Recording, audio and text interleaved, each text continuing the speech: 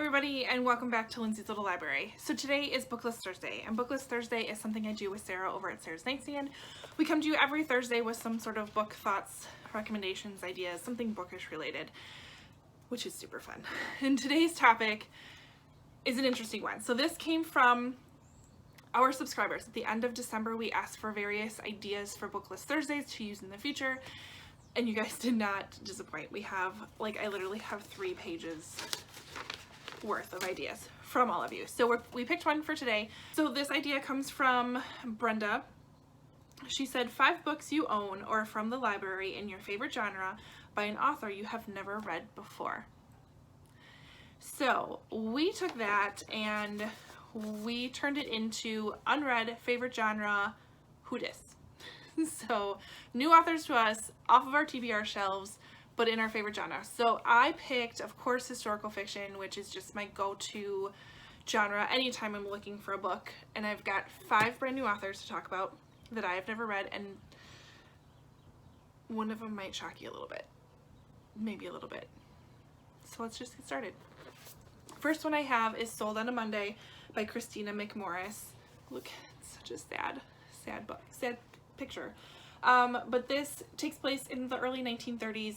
And of course, we're in the depths of the Great Depression at this time, to the point where people are selling their kids to be basically labor because they can't feed them, they can't support them. It's a last resort, but it happens in this book. So let's see. It says 2 children for sale. The sign is a last resort. It sits on a farmhouse porch in 1931, but could be found anywhere in an era of breadlines, bank runs, and broken dreams. It could have been written by any mother facing impossible choices. For struggling reporter Ellis Reed, the gut-wrenching scene evokes memories of his family's dark past. He snaps a photograph of the children, not meant for publication, but when it leads to his big break, the consequences are more devastating than he ever imagined. There it is. Looks so sad.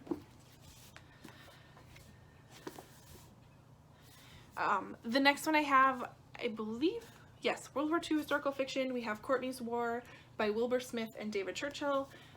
Let's see, this is Paris 1939, torn apart by war. Saffron Courtney and Gerard von Meerbach are thousands of miles apart, both struggling for their lives. Gerard, despite his objections to the Nazi regime, is fighting for the fatherland, hoping to one day have the opportunity to rid Germany of Hitler and his cronies.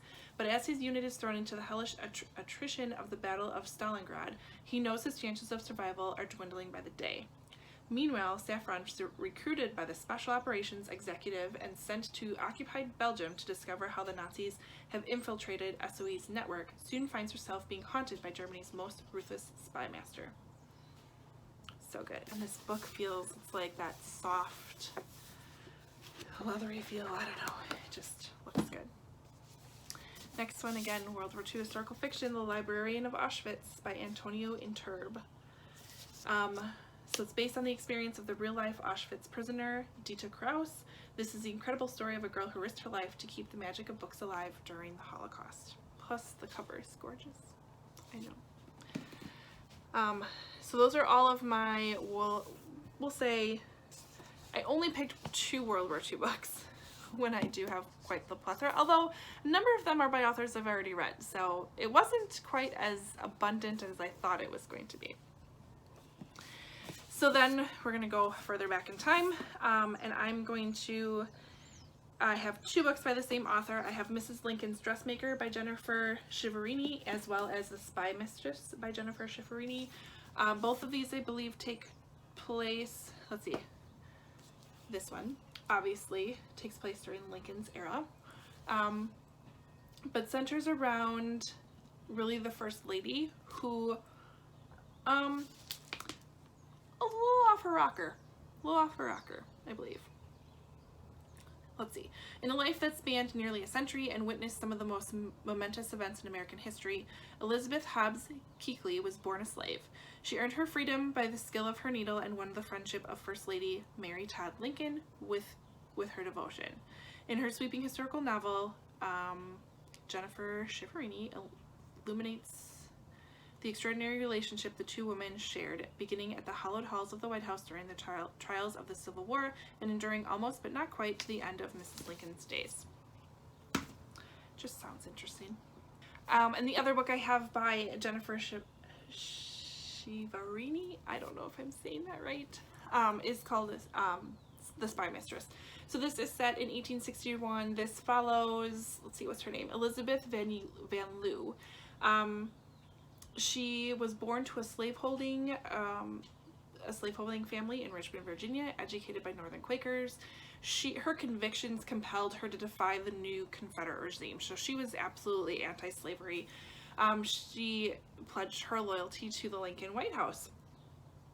So she pretty much became a spy and would share information, help prisoners escape, all of that fun stuff, which sounds so exciting. So exciting. So I'm excited for that one. Next author that I haven't read yet is Sarah Miller. She wrote Caroline. This is Little House Revisited. This follows, I believe, Caroline's story. I don't care what it even follows. I'm a Little House nut. There's a map inside. It's historical fiction. It doesn't matter. But it's a Little House retelling, I believe, following Caroline. Yes. Big woods of Wisconsin to the life in Kansas Indian Territory. I don't care. It's going to follow her. It's going to be great. And my last author, this is like author shame right now, that I haven't read yet, is Ken Follett. And I have 2 of the books. I think it's both the first of a couple of trilogies. So I, of course, have Pillars of the Earth, which I found at Goodwill, which I believe follows building a cathedral, but is so much more than that from what I've heard. I also have Fall of Giants, which is the first book 1 of the Century trilogy. Again, a huge book. But I believe it spans multi-generations, an entire family, kind of all of the drama that goes with it, which are totally books I'm into. But these things are huge, which is what is scaring me. But I have them. And I should probably put them on a TBR list at some point in time to read them. I'll get there. So, any of these books, comment below, let me know which ones I need to pick up first, which I just can see you guys picking this one, which is okay. I respect it. I should do it. I know. Otherwise, go over to Sarah's channel, see what she has to say, what are 5 authors from her favorite genre that she has not read yet. I can't wait to see what she picks. I don't even know what genre she's gonna pick. I don't know. So hop over there, see what she has. Otherwise, like, comment, subscribe, and I'll see you guys next time. Bye.